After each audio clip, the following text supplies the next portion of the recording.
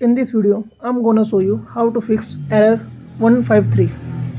To fix this, first go to settings. Now search apps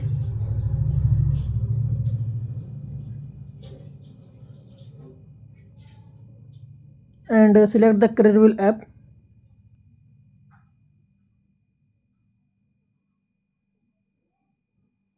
Go to storage and cache. Clear the storage and cache also. Now go back, force stop the app.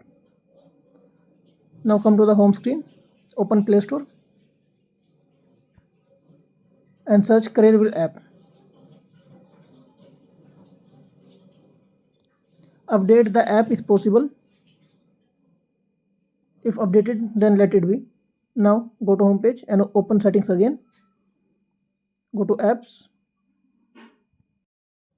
Go to storage and cache and clear the cache of the YouTube app.